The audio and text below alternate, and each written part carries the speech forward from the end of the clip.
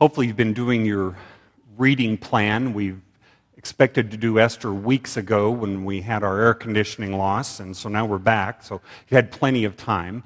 But in reading this story again this week, I just have to say, Esther, what a woman. You have to just admire her courage. You love her story. But there really is one thing that's tough to figure out in the story, and that's that God's name never appears in the book. His actions do. His thoughts do. His plan does. In fact, his fingerprints are on almost every page and every verse of this story. But his name never appears in the book. Could it be that God is more concerned with getting the job done for us than getting the credit? I wonder if Queen Esther ever felt this way during the unfolding of this story. Where is God? Where is God when life crumbles in? Where is God when life begins to crush us? And if she didn't ask it, she could have. Today's text is from the Old Testament. It is from a scene of the royal palace in ancient Persia during the reign of Ahasuerus, who is also known as King Xerxes. And a party has been going on and on and on and on. For 6 months, this party has been rolling on, and now it's going to be capped off by a week-long banquet. A banquet for the guys put on by the king, and a banquet for the women put on by the queen, Queen Vashti. And there's plenty of food, there's plenty of wine, and seemingly that's when things got out of hand. The king decided to parade his pretty wife, the queen, before the friends, and the queen responded with the Persian equivalent of no. As the oldest child in my parents' home, I inherited an unwanted job, trimming grass. Now, mind you, this is well before whoever the sainted person was that invented the gas-operated string trimmer. I'm talking about trimming with little shears, which required you to get on your knees and go through the perimeter of the yard trimming grass. And I cannot tell you how many times when my dad said, "Kurt, we're going to mow the lawn, come out with the shears," I wanted to tell him, "No." But the ramifications were unthinkable. And I believe that's the same unthinkableness that Queen Vashti was thinking about. But anyway, she said, "No, I will not do it." At first, there's kind of a hush that comes over the banquet room. The king's friends are kind of elbowing each other. They're saying, "King, had you heard what she just said?" As if the king couldn't hear his own queen diss him. So if I could paraphrase a little bit for you of chapter 1, verse 16, it would go a little something like this. Friends talking to the king. "Are you going to let her get away with that?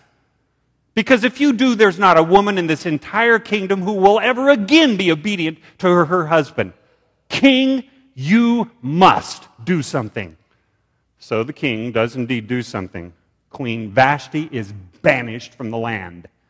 I mean, after all, this is a dangerous situation. To make sure that this non-compliant woman's behavior goes no farther, letters go out through the whole kingdom, a little like this. To every province in its own script, to every people in its own language, the king declares that every man should be master in his house. Case closed.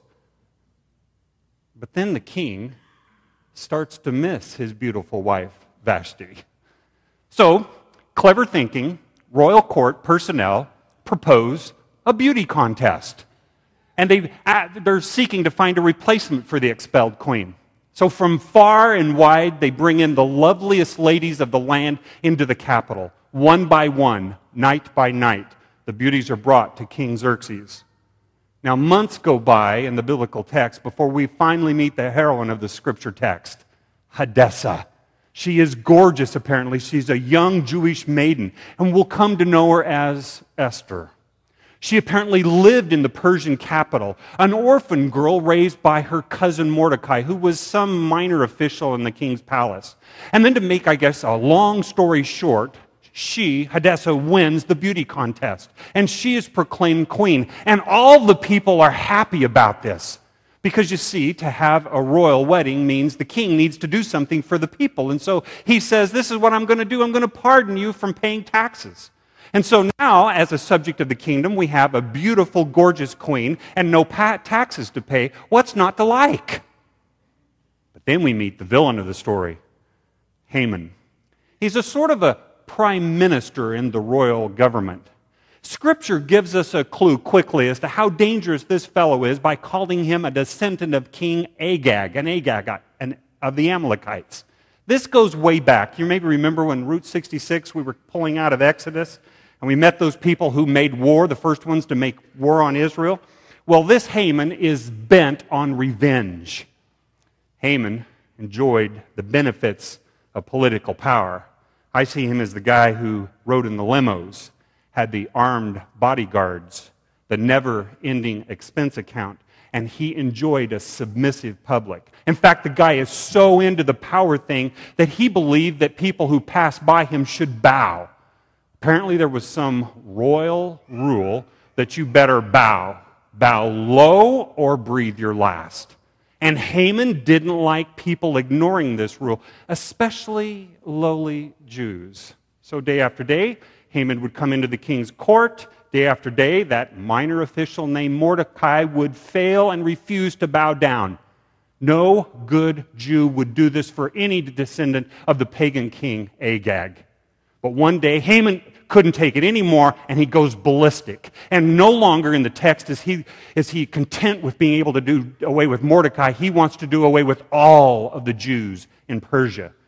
And we've since come up with a name for that sort of thing. Holocaust. So when was this extermination to be done?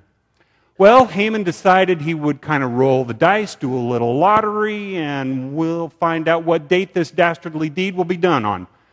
And it was on the 13th of Adar, which was kind of fortunate for Mordecai and the Jews because that's almost a year into the future. Well, Mordecai thinks about this. And Haman thinks a little more about it. Haman's proposal goes a little like this to King Xerxes, chapter 3, verse 8. Haman says, there's a certain race of people scattered throughout the provinces of your empire who keep themselves separate from everyone else. Their laws are different from that of other people, and they refuse to obey the laws of the king. So it is not in the king's interest to let them live. If it please the king, issue a decree that they be destroyed, and I'll give you 10,000 talents of silver into your royal treasury. That's a lot of money. I mean, even a king can do with a little extra money, even a multi-million-dollar gift. Why wouldn't you want that lining your wallet? But the king kind of thinks about it a little bit and refuses. He's not going to succumb to the bribe. Well, he has to let the decree go out anyway. So word spreads throughout the whole kingdom that on Adar the 13th, all the Jews are to be killed. And as might be expected, the Jews are not happy with that. But Esther doesn't know about what's going on. There's weeping and wailing. Those are the most heard sounds among the Jewish people. Weeping and wailing, and then sackcloth and ashes. That's kind of the garb of the Hebrew people. And Mordecai comes and sits at the gate to try to get Esther's attention as to the calamity at hand. And Mordecai sends word to Esther that she had better get to the king and do it quickly, to do something before the extermination edict comes true. Esther sends back word to Mordecai. That's not as easy as it sounds. No one can just drop in on the king. You don't just come in for a social call and a little chit-chat. No, you come only and when you are summoned. To do anything else could be punishable by death. And for that matter, it's been more than a month since the king has wanted to see me, the queen. So who knows when I'll see him next? In chapter 4, Mordecai sends a reply back to Esther. Don't think for a moment, he writes, that because you're in the palace, you will escape when all other Jews will be killed. If you keep quiet at a time like this, deliverance and relief for the Jews will arise from some other place. But you and your relatives will die. Who knows if perhaps you were made queen for just such a time as this. It was a big decision for Esther. Confront the king? Go into the throne room uninvited? You know, she could lose her life. And even if the king did allow her to live, how would she tell her husband of her Hebrew heritage? After all, she had never mentioned before that she was Jewish. Esther finally believed she had no choice. She would have to go to the king. But she sends word back to Mordecai and the Jews in the capital city that they need to fast for 3 days. Now, normally a fast was just for that, the daytime. But they fast, the queen and the attendants and the Jewish people, night and day for 3 days. And finally, after that, she decides she'll make her courageous visit. But before she goes, she says that famous line, "If I perish, I perish." So Esther dresses herself in her finest clothes. She hopes to look like she did on the day that the king had chosen her to be the bride. She comes into the corridor of the palace, and at last she's standing in the throne room, and there was the king. Would she be kissed or would she be killed?